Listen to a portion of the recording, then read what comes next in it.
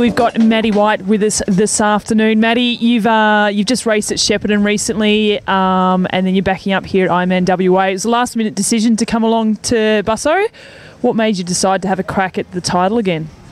Oh, look, you're right. It was a last-minute decision, and I had to sacrifice Shep, really, to kind of get in good form to be here. And I wasn't so disappointed in my race in Shep. You know, I was under a massive workload coming into this, and what made me decide to come here? Well, I've really got to get an Ironman win under the belt. You know, the fact that I've had so many seconds, and especially in Western Australia, I've had so many seconds, and the crowd here is so good, and the atmosphere and the organisation and the course is just awesome. And I just seem to have a lot of luck here in WA, and I thought, well, you know, it's a late season race. You know, I'd love to finish the year off with a win, and hopefully I can do it. You know, I'm in good shape, and I think I'm in better shape than I was, you know, from Mandurah and Port Mac, where I was a little bit sick, and I've found my feet just recently, so it's good. You know, I'm confident. Awesome. Now, speaking about finding your feet, you've been clocking up a few Ks running. This race, you know, it's a flat bike course, so really, do you think it is going to come down to the run come Sunday?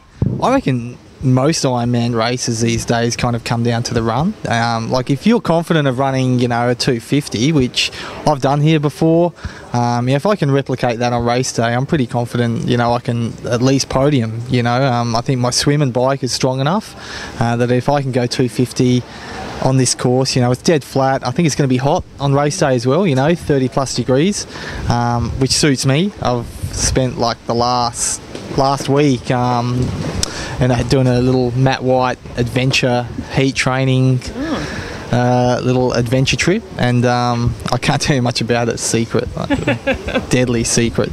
But then I was really hot in Adelaide, you know, the other week, and I did a lot of training on like the open roads and out in the outback and just by myself. It was really cool, and so I'm hoping the hotter the better on race day. So speaking of hotness, rumour has it that you went to a Prahran pool for a bit of a swim after Shepparton. Talk us through that. I'll tell you what, after Shepparton, I spent about 3 days in Melbourne and just hung out there, did a bit of shopping, and I'm good friends with Ricky Jeffs, obviously, with Urban Hotels, and I said to Ricky, you know, where can I swim? And I was out on Chapel Street, I had to drop my wife off there for some shopping, and he said, oh, you can, Prahran pool is just around the corner. So it's 50-metre outdoor pool, beautiful, and I went there, and everyone was just really, really friendly. They were just super friendly, you know, super friendly. And I had my fluoro multicoloured funky trunks on at the time as well, which went down a treat, I must say, I tell you. But it was great. No, I loved it there. Ricky kind of came up to me after and said, did you enjoy swimming down at Prahran pool? I said, yeah, it was great. They were all friendly. And then he kind of gave me the lowdown what type of pool it was. It was a very male-friendly pool. So Tim Burkle, if you're listening, Prahran pool, get down there. Back to business. Sunday, who are you looking at to be some of the top contenders? I think definitely Timo. I didn't count on him racing, actually. He's come in pretty late, which I don't know. I mean, you know, if that's a good thing or a bad thing. You generally, if you kind of come in a little bit late, maybe he might be a little bit underdone, you know, after Kona. Who knows, you know. That's why I'm hoping it's hot. You know, he's coming obviously from Germany, and it's a bit cold over there. Shorter, you can never discount at all. I mean, the man's a weapon, really. Who else is racing? Adam Gordon is racing. Peter Verbrusek. Look, I definitely think it's up for grabs for me. I'd like to get away. Rixie also, after finishing 4th here last year. I know Rixie did Kona, and, you know, he's not as fit as he was last year coming into it.